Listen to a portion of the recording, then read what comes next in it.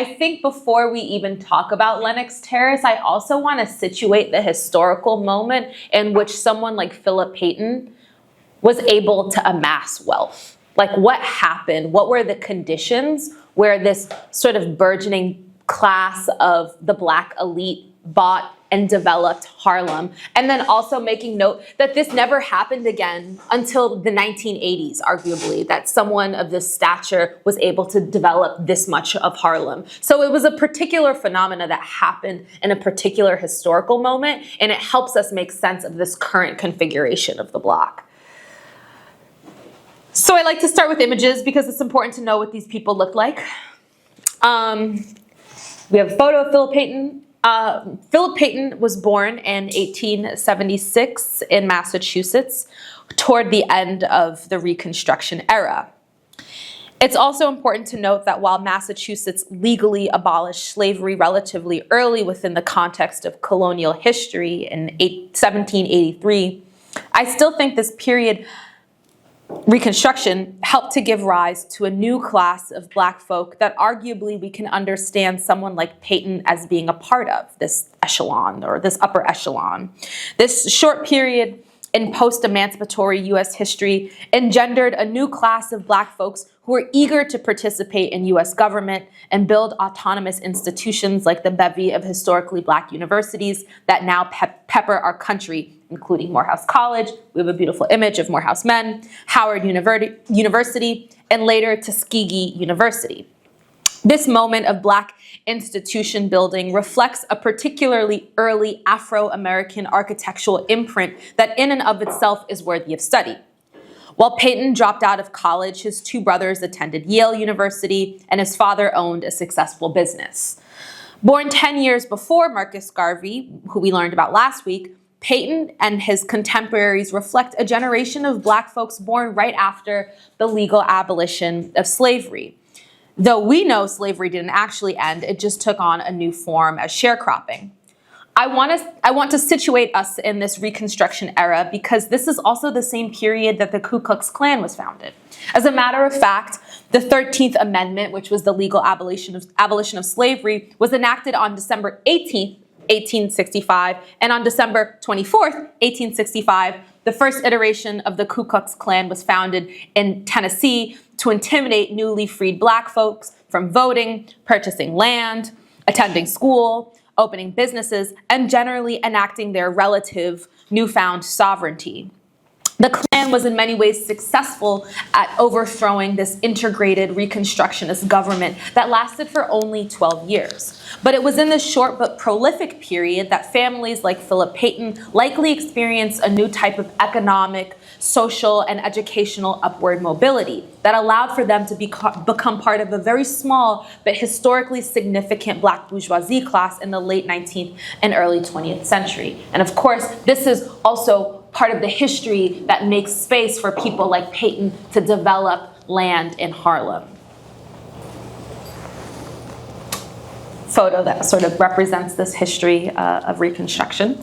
So now I want to read a couple short paragraphs that help us make sense of the political importance of Reconstruction as it relates both to Payton's own upward mobility, but also as we think about land ownership more broadly and better understand the architectural history of Central Harlem.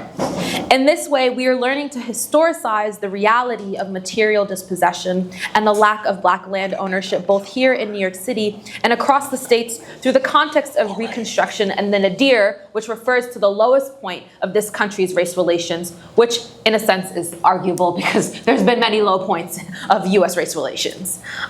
In a 2018 article published by Jacobin magazine, Adam Sanchez writes the following, quote, "It was in 1868 in state after state when Black men, many of them formerly enslaved, gathered with white men, many of them poor and disempowered, until Reconstruction, to write the constitutions of the South."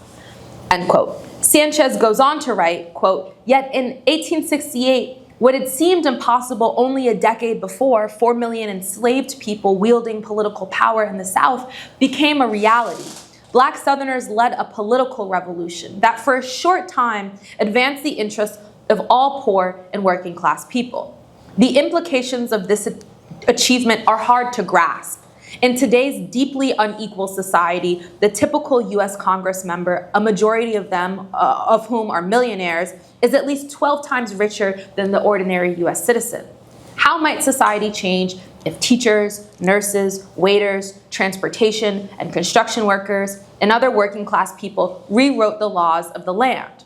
Recalling a time when the empowerment of the most oppressed in our society paved the way for other social struggles also gives weight to today. 1868 is a year we should remember and learn from, end quote.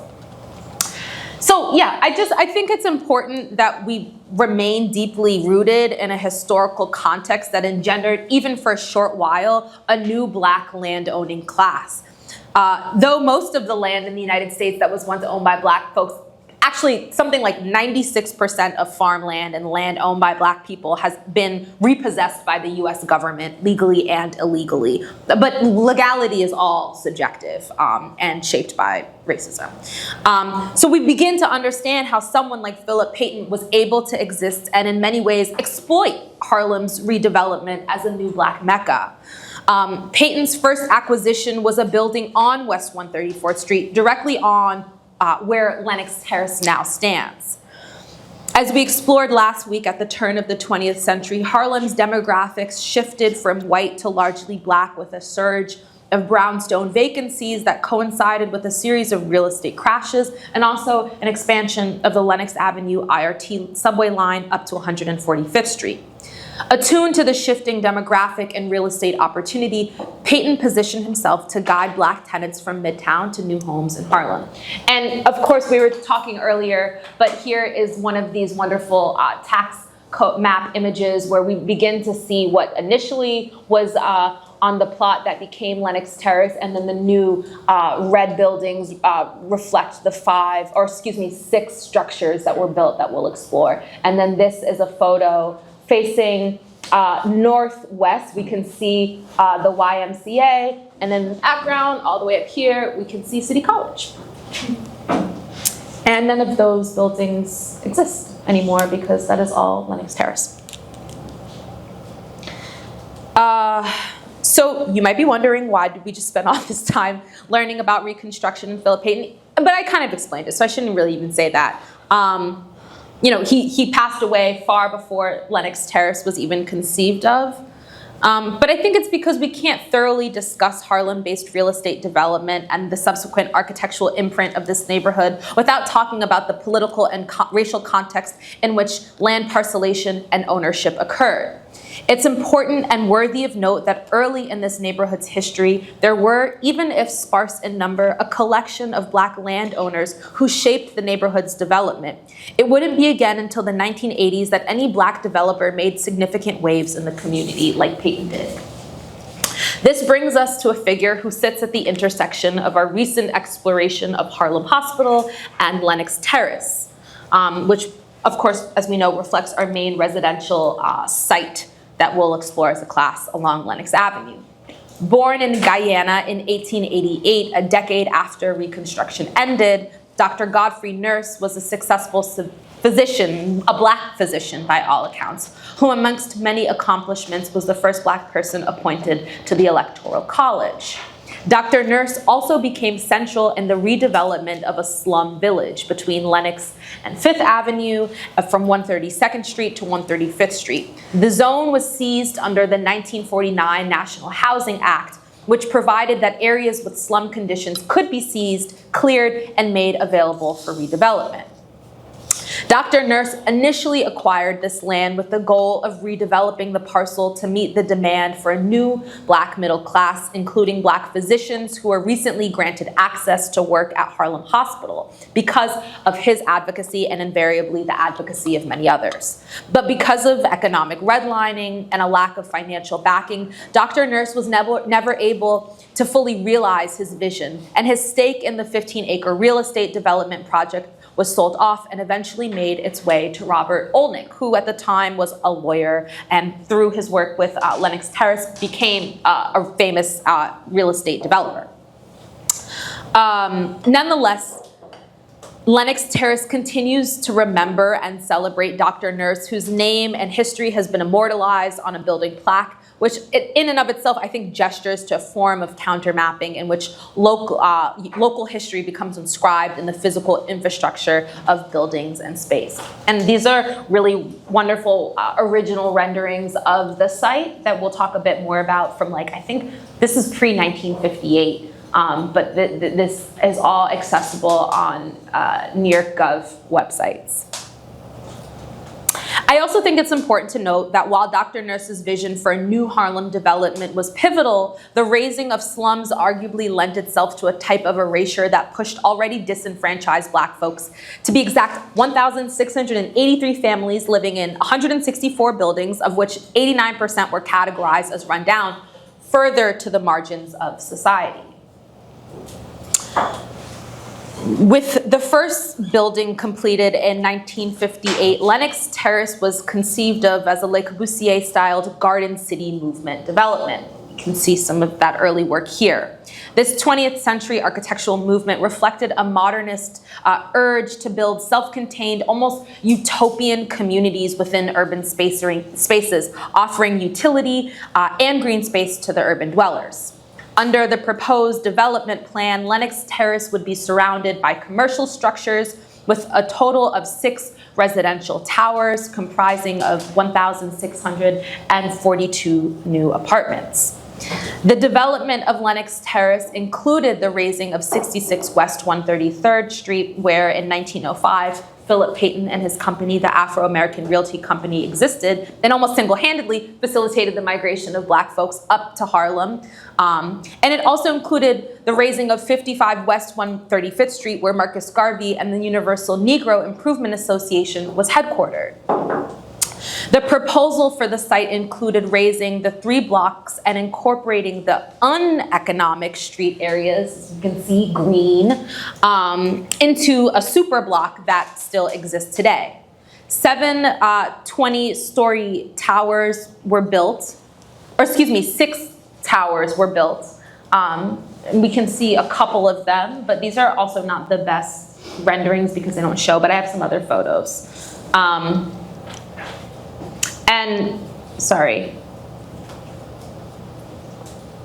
So we can also see, like, parking lots. I don't want to go fully off of this, but I think it's important to think about the ways that the block was reconceived of in this moment. We see all of these 1-story buildings begin to pop up as commercial space that sort of envelop or surround and create a perimeter for residential space. And there was less parking lot space that was initially conceived of in the original renderings of Lenox Terrace than are now that now exist today.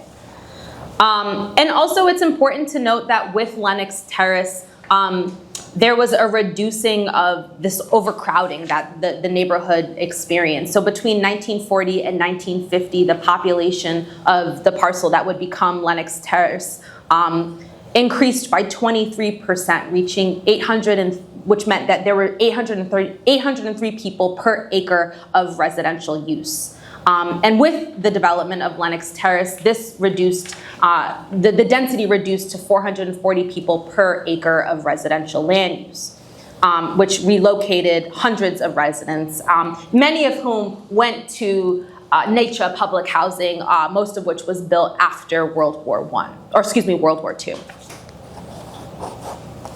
So this is a more current image, and then not the best, but sort of initial images of the same building, 10 West, and then also sort of like a rendering of this imagined new Black middle class that really became to be in many ways. So upon completion in 1960, Lenox Terrace was the first semi-luxurious Harlem-based complex with 24-hour doorman and modern oversized apartments, reflecting the unassuming utilitarian architecture of post-war apartment building living. Lenox Terrace's first tenants included famed jazz musicians like Miles Davis and Charles Mingus, and politicians like Manhattan Borough President and lawyer to Malcolm X, Percy Sutton, and U.S. State Representative Charles Rangel, who still lives in the complex to this day. Even and this is important for our class, Romare Bearden spent a lot of time at the complex visiting his friends, and he was actually inspired to paint the series The Block because of the time that he spent on a Lenox Terrace balcony that overlooked Lenox Avenue. However, like emancipation, in a sense, this 1960s Black utopia reflects the possibilities of Black life as expressed in the Reconstructionist vision for a post-emancipatory United States. However, like emancipation itself, Lenox Terrace experienced its own form of neglect and disinvestment brought on by a 1969 rent stabilization ordinance that de-incentivized Olnick Corporation from upgrading the complex for decades to come. While Lenox Terrace, much like much of Harlem, experienced its own policy-driven economic disinvestment manufactured largely by the family-run Olnick Corporation, which is now one of the largest real estate developers in New York City, the neighborhood and housing complex has also experienced its own form of gentrification, with rent-stabilized residents neglected and pushed out of their aging apartments only for their units to be renovated and rented at market rate or just below. While there's largely been a lack of cosmetic updates to the six-building complex and its surrounding grounds, the redevelopment of Lenox Terrace after its 1960s heyday crescendoed in 2018 when Olnick organization, interestingly, in partnership with Davis Brody Bond Architects, who we learned about last week, presented a plan to residents and Community Board 10 members to redevelop the 15-acre plot with the addition of 1,600 new apartments across 5 new 28-story towers that would in essence dwarf the existing residential structures. Of the 1,600 units, 400 would also be rezoned for new commercial businesses, of the 400 were reserved for low and moderate income housing, and under this proposal, Lenox Terrace would also be rezoned for new commercial business. This plan would fill the now vacant business lots that line the perimeter of the complex, which we saw last week, and has now rendered the complex's facade a dead zone where drug usage and houselessness encampments have popped up. While the proposed plan would redevelop the poorly and underutilized parking lot into green space for community members and remodel the building's lobbies, hallways, and a number of bathrooms and kitchens, addressing longstanding maintenance issues, the 10-year development project was almost unanimously rejected by community members who maintained a commitment to holding onto the fabric of this unique community and not falling prey to the totalizing form of gentrification that was underway. And in 2020, Olnick reproposed their expansion with even fewer bells and whistles after any rezoning laws had been struck down. This meant that with the development of 4 instead of 5 new towers, there would still be similar impacts to views with regards to the existing apartment buildings. And while the income of new tenants would likely be much higher than that of existing residents, no units would be reserved for affordable housing. What's more is there would be no renovations to the old buildings, and the original tenants would not have access to the amenities of the new towers, furthering the racial and economic divides rendered material by gentrification. Furthermore, the existing neighborhood infrastructure, including the subway line, and the buses would be overburdened with the influx of new residents, with an existing average of over 1,400 MetroCard swipes per day on any given weekday, and this is at the 135th Street subway. So there were no real new incentives to make this possible. This is still kind of a reality that Lenox Terrace and its residents are moving through with Olnick.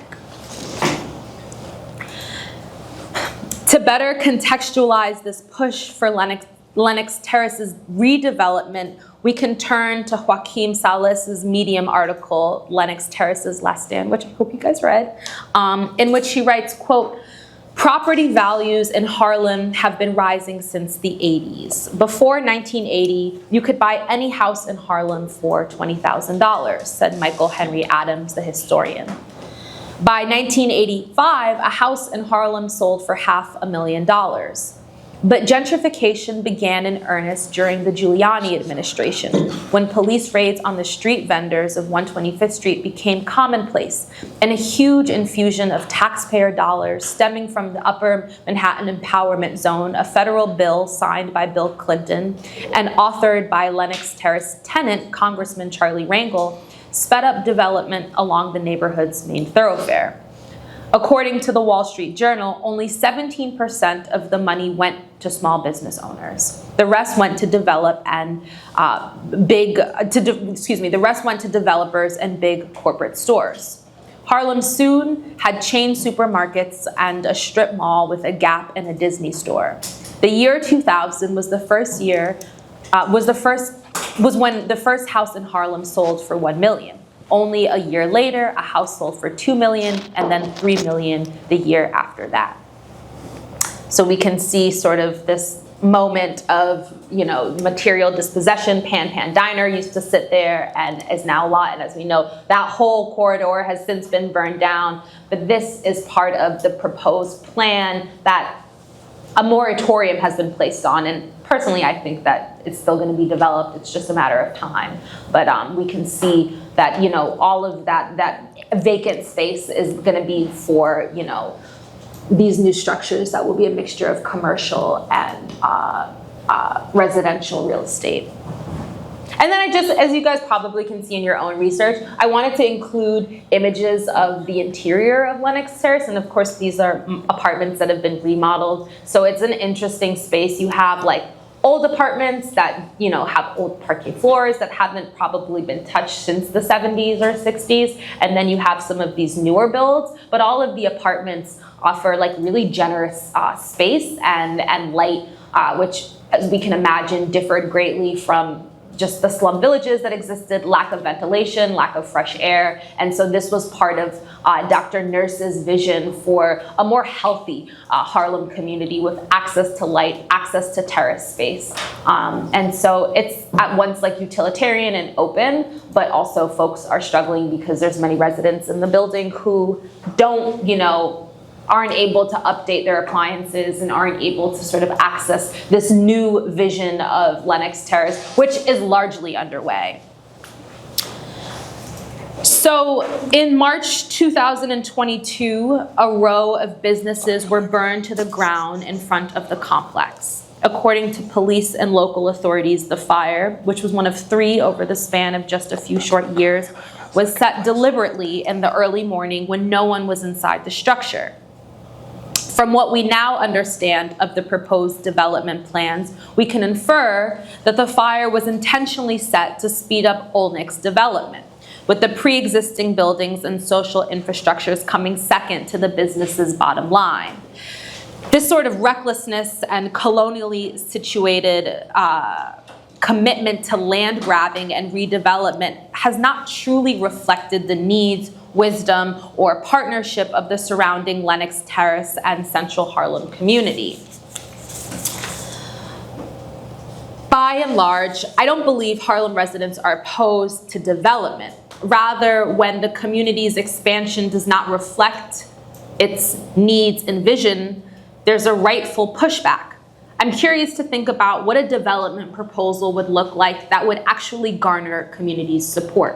What type of businesses would line Lenox Avenue? Who would the owners be? What sort of renovations and additions would be added to Lenox Terrace to incentivize new residential units?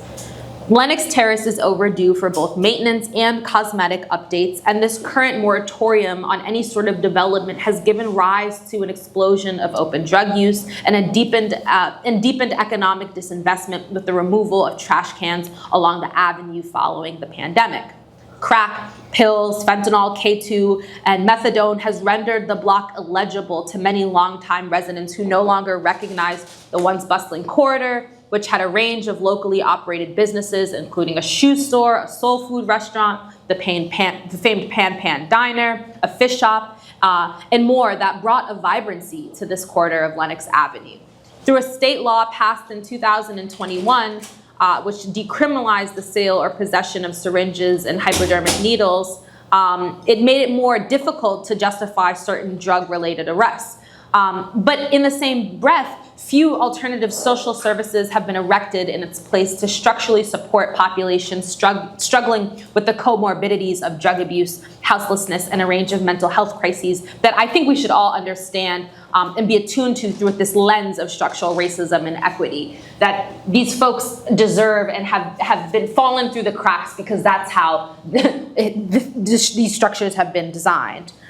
So really, the allure of what was once a thriving Black metropolis has been overtaken by a form of design destitution that has made life nearly insufferable for a percentage of the corridor's transient and houseless residents. And for the terrace's current residents, threats of decades-long construction, a lack of healthy activity along both Fifth Avenue and Lenox Avenue, increased violence and trash, alongside annually rising rents that push upwards of nearly $5,000 a month for a 3-bedroom apartment, has brought a deep dissatisfaction to Lenox Terrace. I believe, much like Lenox Avenue, this particular corridor has been held hostage by the threat of gentrification.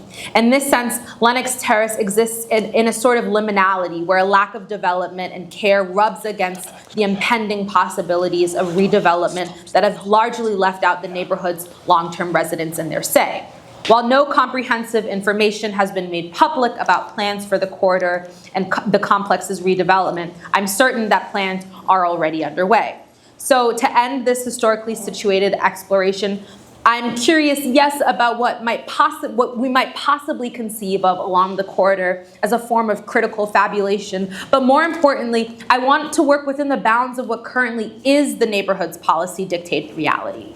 How might we be able to listen to community needs so that whatever renderings are created actually help inform Olnick's plans for the complex, whose heyday is behind us? And so yeah, that's really where I want to leave us. Like, there's so much possibility for us to think about what might exist in this now completely burnt down Lenox Avenue corridor, but given like the reality of Olnick, given the reality of the policy and the real estate development plans currently in place that we don't know of, like, how do we work within this confine? How do we help listen to community, maybe do some oral histories and ethnography with folks that have long lived in the community and say, this is the middle ground, or this is what might incentivize development? Because again, development isn't all bad, but what does development look like when it's dictated or informed by the folks who have lived in this community? And so many of the people who've lived in this community have been there since it's open.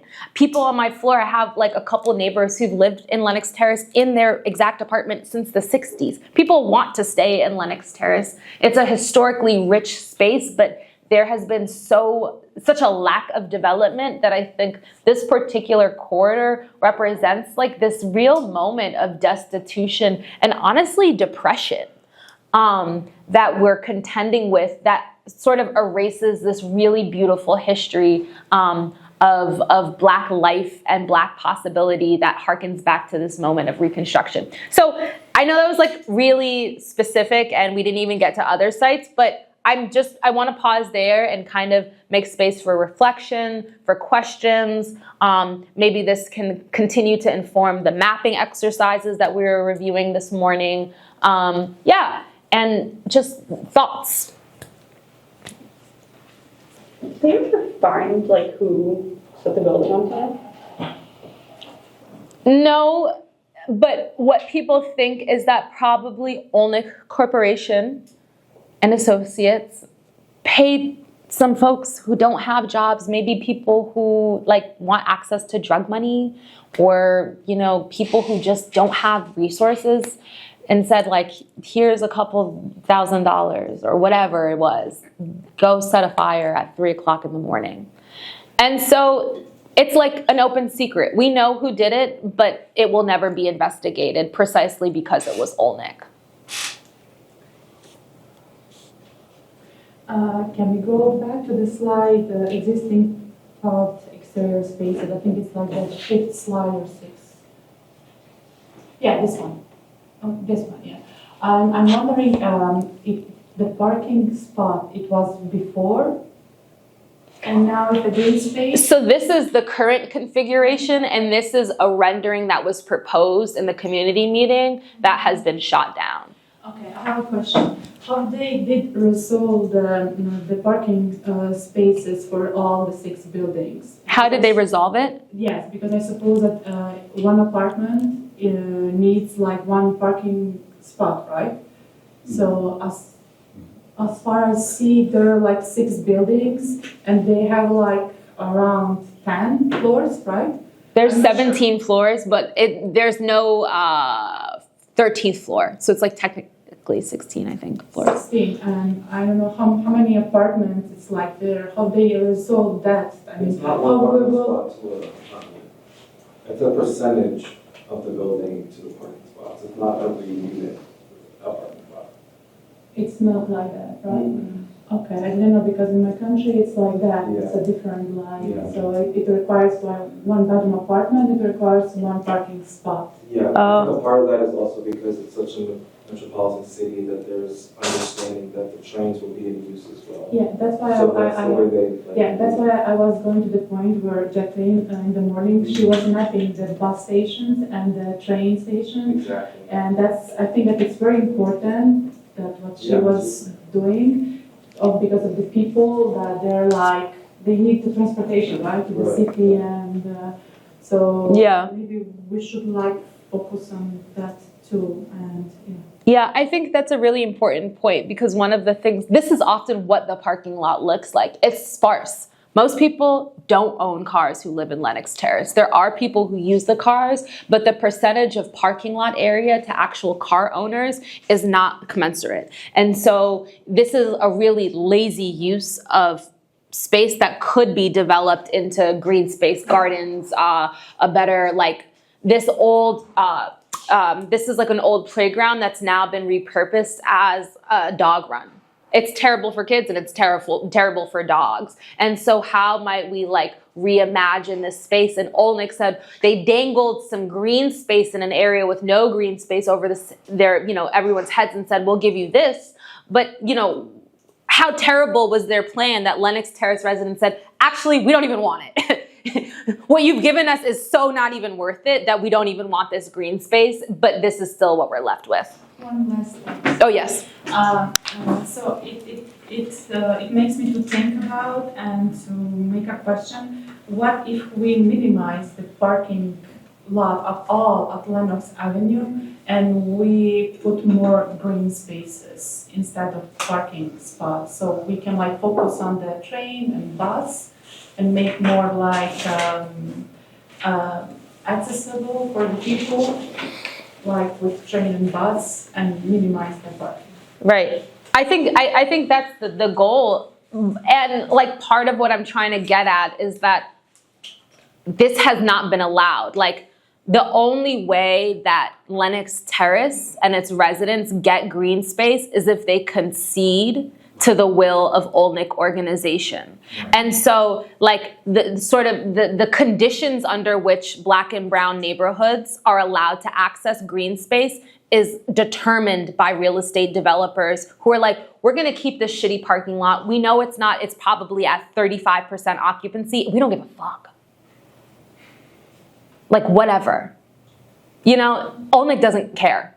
And so, but also Lenox Terrace residents understand how terrible the agreement is that they're saying, we're not gonna concede. Yes, this is nice, and man, that would be pretty nice, but if you guys aren't gonna like actually address the longstanding issues we've had, address the fact that people who there's some residents who live in market rate and then there's some residents who live in rent controlled apartments, and particularly the rent stabilized apartments, they've been neglected purposefully so as to push those residents out. And so Lenox Terrace residents are saying, you need to deal with these structural issues and the neglect that has continued to amount or amass over these last few decades before you decide to do any sort of development. So I don't know what our intervention is. I don't know, is it that we can propose or work with community residents to stage some sort of guerrilla intervention? Is a guerrilla intervention even possible in a place like Lenox Terrace where Olnick Corporation owns millions and millions of dollars of real estate, and we know that government officials are in bed with real estate developers? I don't know what's what's possible. But I want us to work within the confines of the material reality, so that what we create and conceive of is something that can actually be enacted for the residents. I think you kind of answered my question. I just wanted clarification because my original question was why they would reject the green space, but was this plan that also included the new buildings as well? Okay. So it was and just to be super clear, there was two plans. The first plan in 2018 was a total rezoning. So it was 5 buildings, 400 of the 1,600 units would be low income, moderate income housing. And then the rest would be market rate, probably far more than the current property rental costs of the units.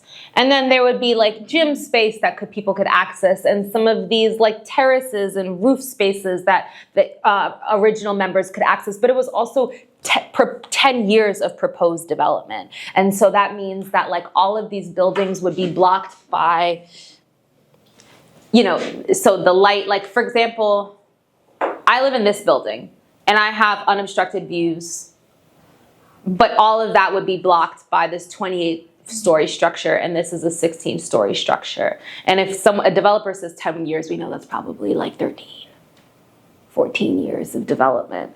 And so I think that was part of the equation. Other thoughts? Also, everyone is welcome, including our professors. I think green space is a really weird thing in urban areas, not exclusive to New York. But I've done some studies throughout time that in a lot of cities, you can look at Atlanta, when you kind of implant a green space that is for the public, it almost always results in some level of gentrification because it's more desirable to live in that area. So it happened here in New York with the High Line, which was upper middle class people being priced out of their homes. But the exact same thing happened in Atlanta with the Atlanta Beltline. People who had been living in that community, often minority communities of poverty, are being priced out of their neighborhoods because of the introduction of native plant green spaces. So I'm always struggling with this question of how do we provide what people need without displacing the people that we're interviewing for? And I just wanted to make that comment because this seems totally one of those projects that yes, it would introduce green space, but simultaneously it would kind of disturb what's happening in the community right now. Right. Were these green spaces for the residents or for the public? That I'm not super clear on. I'm going to assume that these were just for residents. I think it's for the residents. And so this is not even publicly accessible. They probably would be gates erected around Lenox Terrace. Now you can cut through here, between this building. But it's still no one, unless you live in Lenox Terrace, you're not in this middle space. But I imagine that it would be policed or guarded in some way, or will be when the development happens. So it's totally not for community. Didn't you say something about only certain people would have access to that green space even within the residential community because of... Not the green space, but with the proposed, the second iteration of proposed plans after commercial zoning had been struck down totally. Well, they said, well, if you're not going to give us commercial space, then screw it. We're not going to give you access to these new buildings. That probably means that they have workspaces, a gym, sauna, rooftop terrace space for people, all of the bells and whistles that come with new buildings and new developments. And they said, you don't want commercial space? Psh, forget it. We're not even going to give you that. And we're not even going to, maybe they did, I have to go back, but maybe it was also we're not even going to do all this green space. We were just giving that as a concession so we could get our real estate, our commercial space. And so I'm curious, we don't know what the proposed plans are for this next iteration. That's probably there may be some planning meeting that happens and it gets technically vetoed by the community board and technically vetoed by current residents, but I know that it's already done and they're gonna be well, whatever, it's still gonna happen. Okay. I have a question. Are the apartments in the existing buildings rent controlled? Like, what's the percentage? They're not able to exceed a certain, I don't remember like the exact percentage, but they're not able to exceed a certain, so they are rent controlled to a degree, but there's also like, and this is something I just don't know that much about, and so if anyone also has like the proper language, I don't know, Donovan, if you have some of the language to help me just like explain what's happening, but if you lived there, so the rent goes up 3% every year, right, every 13 months. But like, I probably have neighbors who pay $1,000 for a 1-bedroom, but then you have new folks coming in who are gonna pay $2,700 plus for a 1-bedroom. And so it's all sort of based on when you've moved in. And so that is sort of how, but you know, even $2,800 for a 1-bedroom is far less than most 1-bedrooms in Manhattan. Right.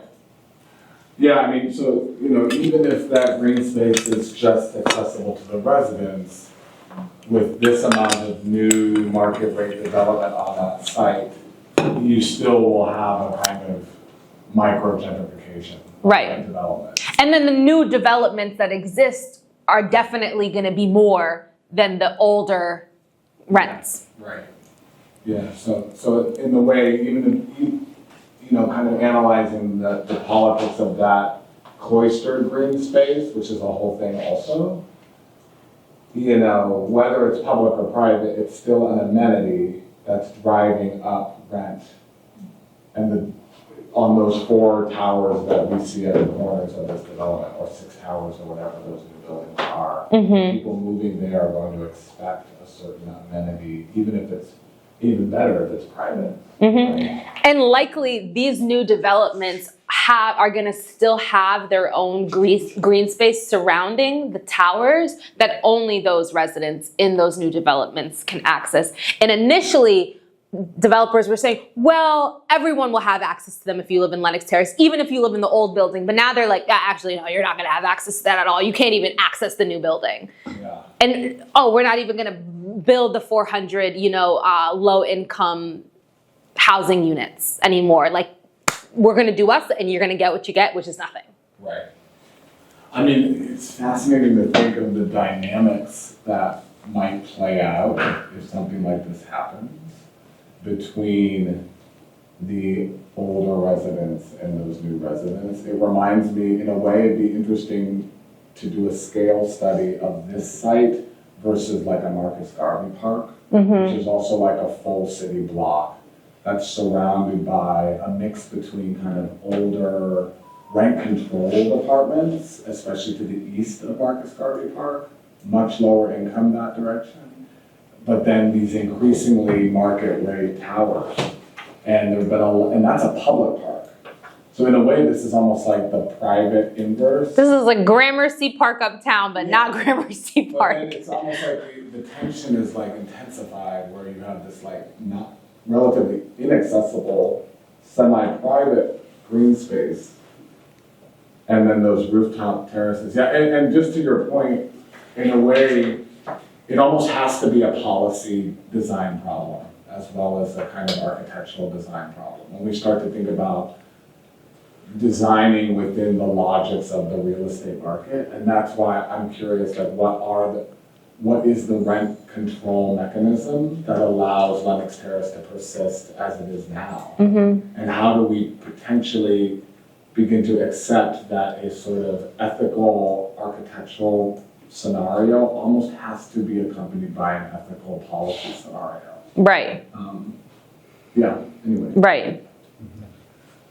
Yeah, I wanted to say that I think that it's better to have like small private spaces, because the people, the residential that they're there, they can keep it clean, they can maintain better than the public, because the public, there is a lot of homeless who's going to go and destroy it. I think so. Maybe I'm wrong. Yeah, I mean, I think it's maybe better to have smaller for the residential, and so. So that, it's an observation. It's a very loaded observation, right? The kind of assumption, which does play out in a place like Harlem, that the public spaces are hard to maintain. That also has to do with investment, right? The public parks are understaffed. There's like, it'd be really interesting to look at how much funding goes into the public spaces in Harlem versus Madison Square Park or Yeah. So, you know, I'd be careful with that assumption, but it is an observation, right, that you're making. Yeah. So the Parks Department here in New York City only accounts for 1% of the city's budget. Right. So think about that. And then a place like Park Avenue. Structural disinvestment. Right. Yeah, Park Avenue, they have a foundation to keep the median gorgeous with tulips. And there's a board that oversees that and privately funds the Park Avenue median. Yeah. And of course, we don't have a board for the Lenox Avenue median.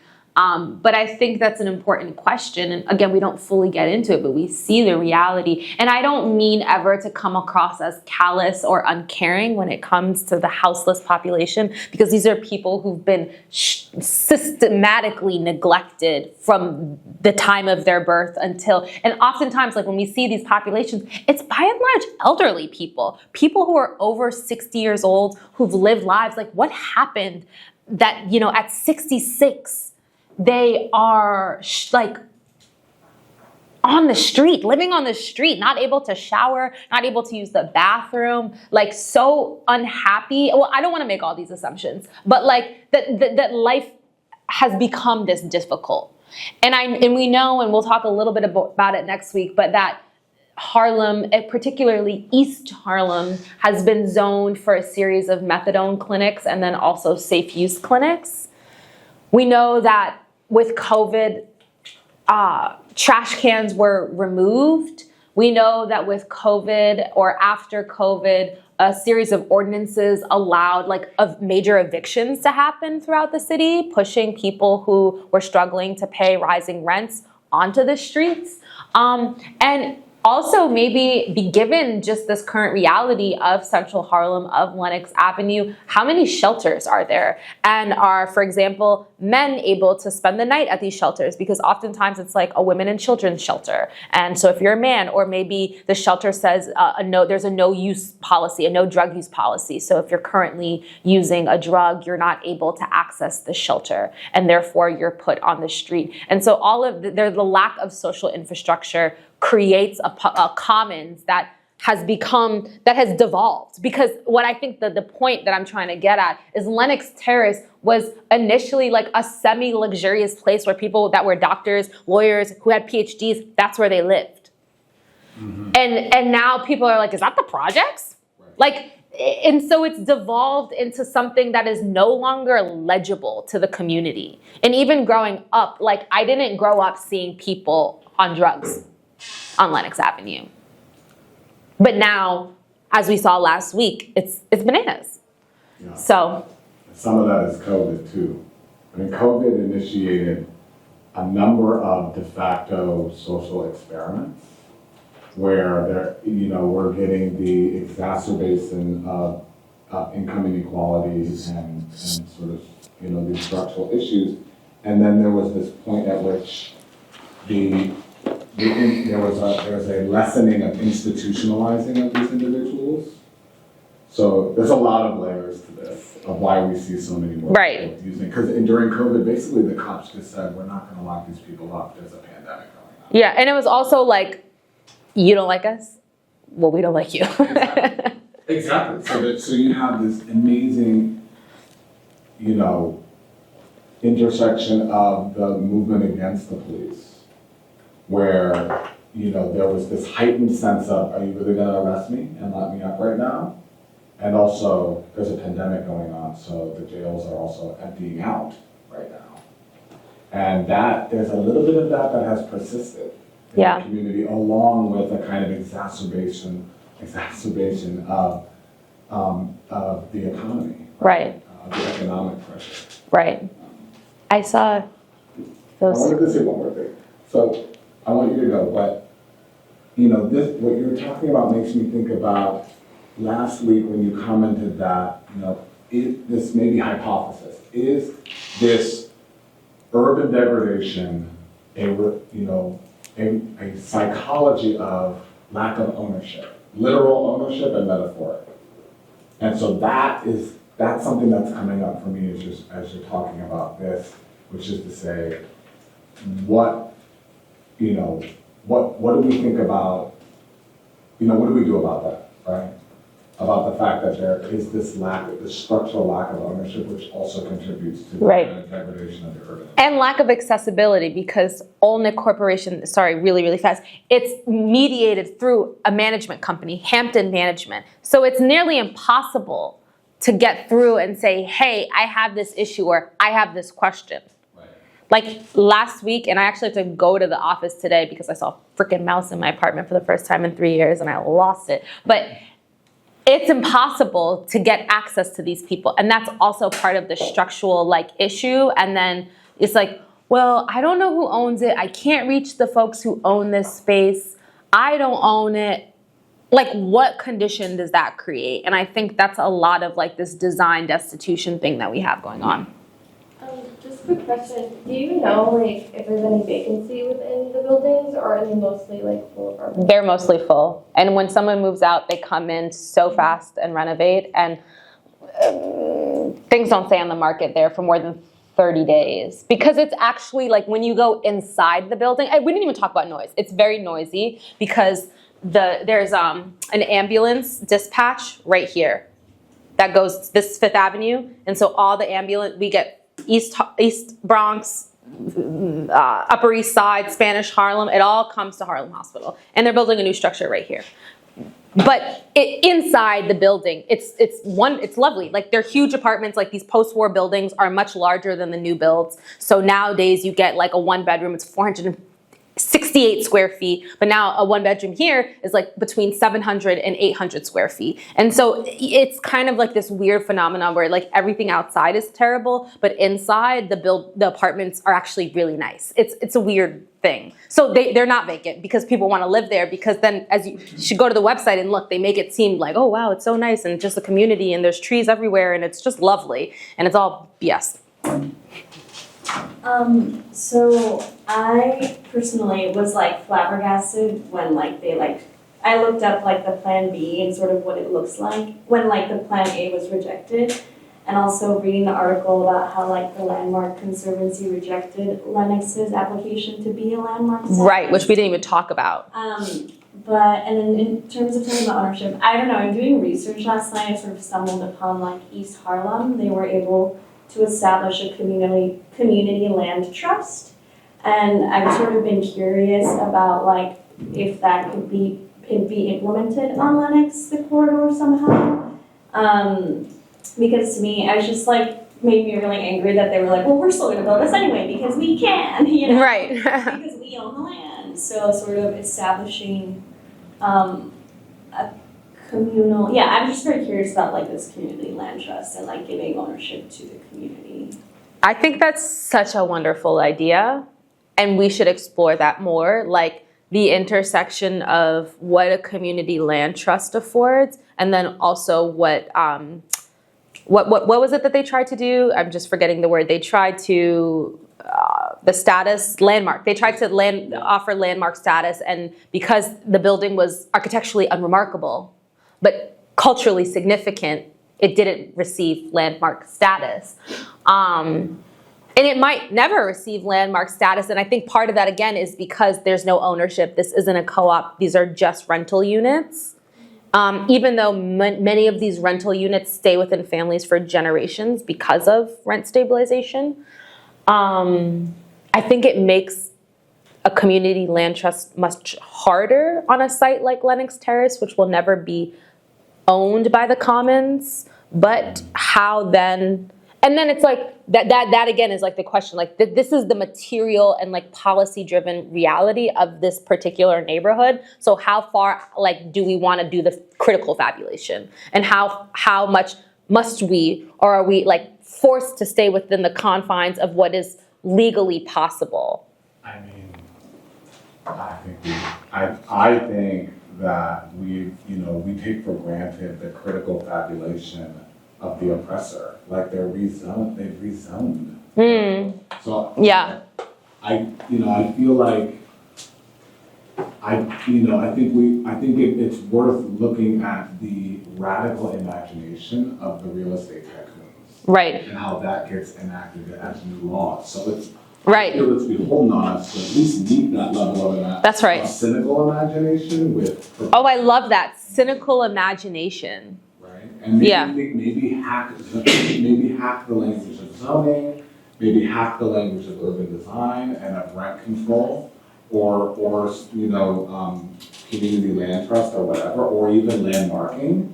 I think these are really, really important structures that the real estate apparatus hacks all the time. Right. As a kind of late capitalist imaginary. Right. Kind of echoing that sentiment, I was sort of struck by the circularity of this issue as presented by the article and talking about when Olnick first took over the property. It sounds like for like 5 years, these issues were sort of much the same in the 50s, where there was this, residents complaining of rat infestations, falling plaster, and Olnick just being an absent landlord, Mm-hmm. and how these are very much the same issues that seem to be plaguing the place now. But there's very little, I guess, what's to say of this new development that we won't see those same issues returning in 2070, 2090? Because they're not gonna be black people. Well, that's, I guess, the subtext, but That's deep. There's not going to be black people in 2090? In the new buildings, I'm saying. Oh, okay. I thought I was like, oh shit.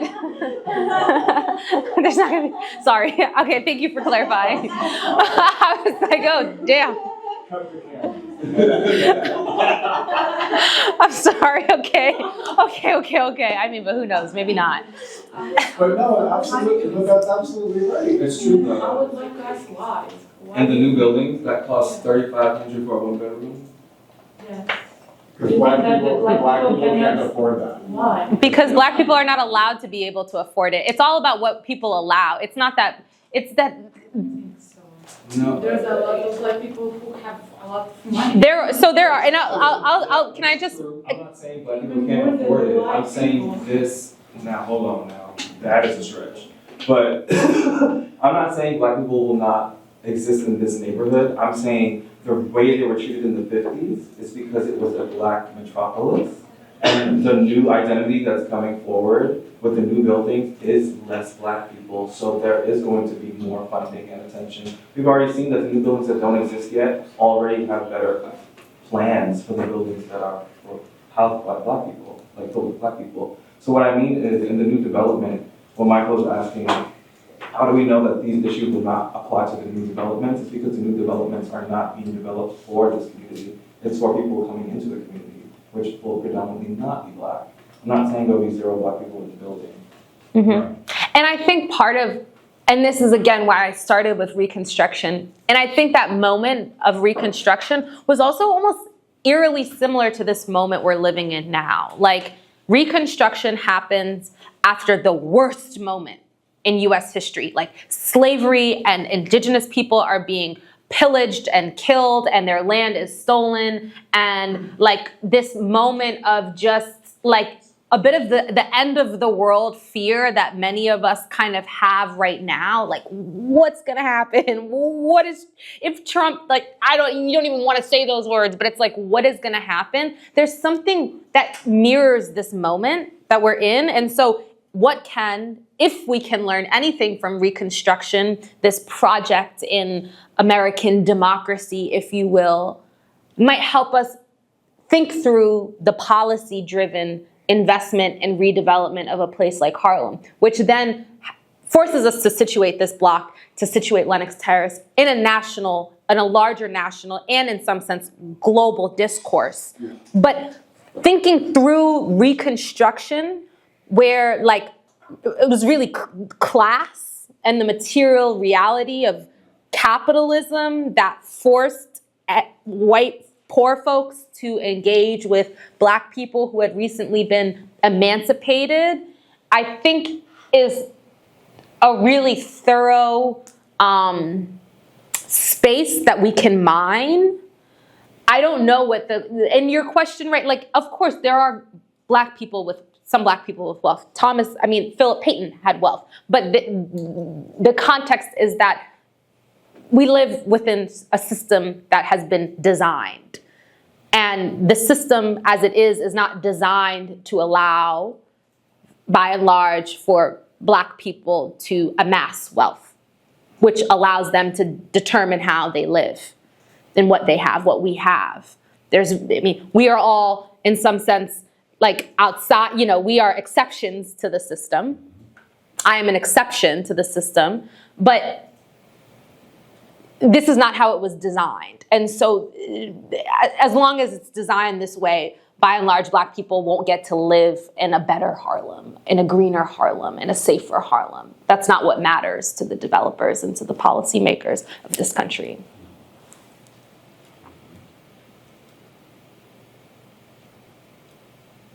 Any other thoughts? Interventions, maybe things you're thinking of, like even if it is a bit of that. And Jerome, I think your point is really important around this critical fabulation, and that there's a fabulation of like the imperial class, the owning class, that helps them like make these things. But I'm curious, like, do folks have thoughts around maybe the current buildings as is, or what you might want to see be erected in the currently burnt down lots? I was thinking about, as you said it, the first residents of Lenox Terrace were physicians, lawyers, people with PhDs. So wasn't Lenox Terrace already a gentrification project from the beginning? So today we can see that it was an improvement to the neighborhood, but how can we build or improve the neighborhood without making it gentrified? That's an important point. And I touched on it, but maybe too briefly, and didn't do enough justice. But yeah, it was a slum, and people were, the people on the farthest margins of the neighborhood were pushed out again. They were pushed to the project across the street and to other projects that were created. And most of those projects weren't even created for black folks. They were created for people coming home from war.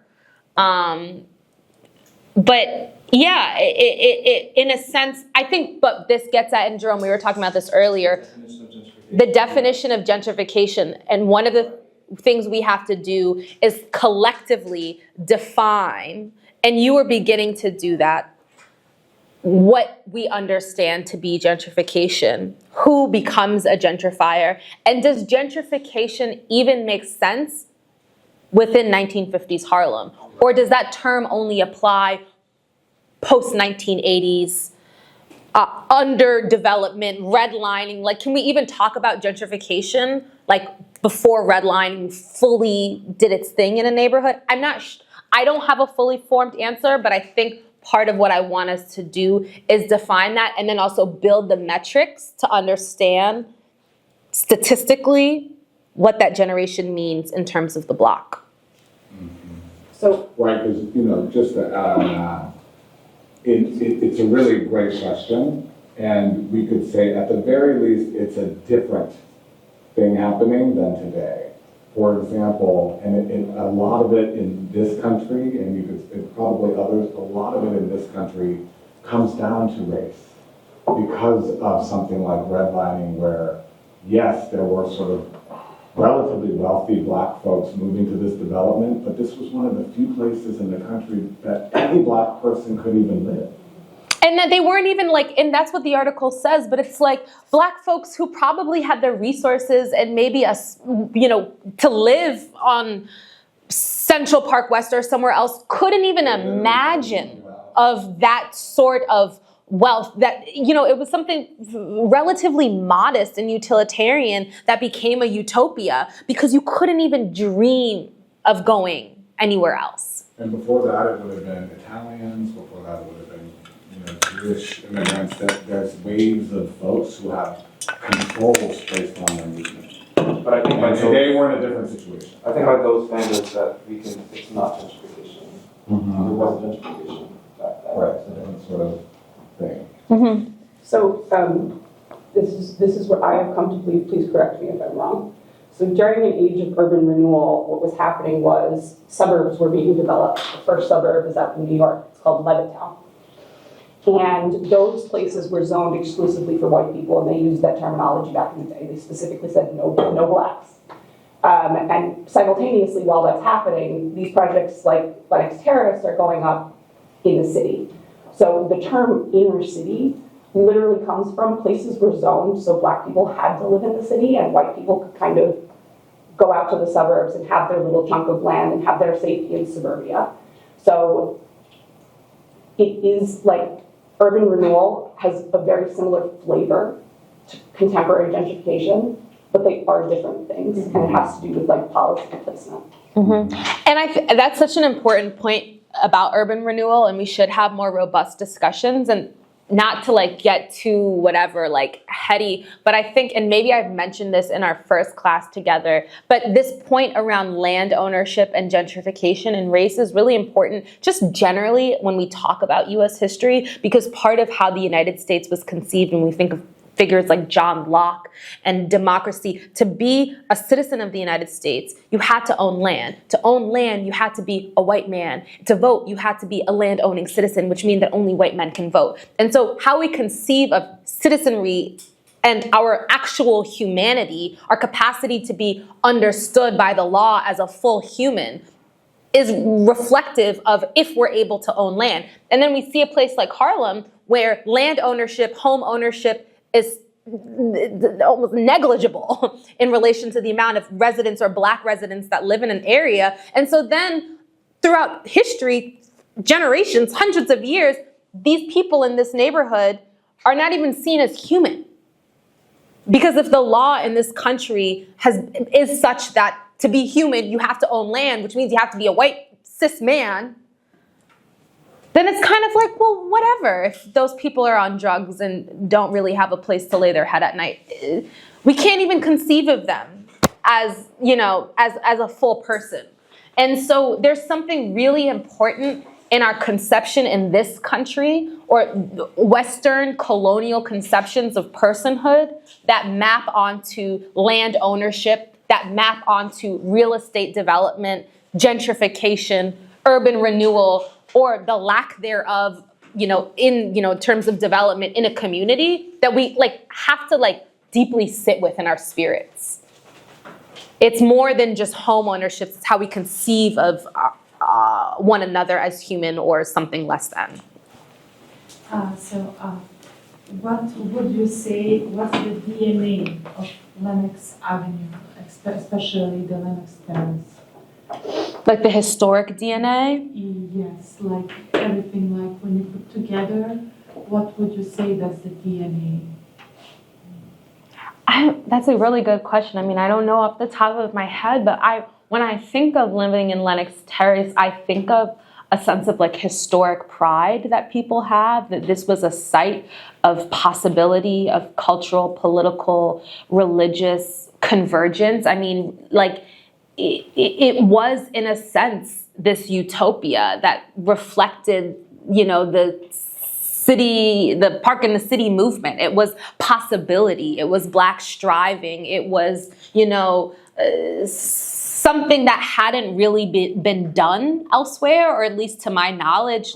Where do you have Charles Mingus and Miles Davis and Ella Baker and Romare Bearden and doctors who worked at Lenox Terrace who, and also people who didn't have these fancy jobs coming together and raising their families. And we read about on Christmas Day or Eve, the doors would be open and people would be drinking champagne and walking in and out of people's apartments. And so there's this really rich cultural history and pride that's imbued in Lenox Terrace. And I also think part of the DNA of Lenox Terrace is that of, it is its own exercise in counter mapping. Each of the buildings has these very stuffy names like the Americana or the Devonshire, but they also have these plaques on the building that reflect you know, the history of Dr. Godfrey Nurse. Even though Dr. Godfrey Nurse didn't end up developing because of redlining and structural inequity, Lenox Terrace said, well, actually, we need to remember that. Or there's a plaque of Malcolm X and his time spent in a restaurant that was owned by another Black family. Actually, I just found out a dear friend of mine, his family, the Alstons, owned 22 West. And that's where Malcolm X sat and organized out of after he was excommunicated from the Nation of Islam. And that's where him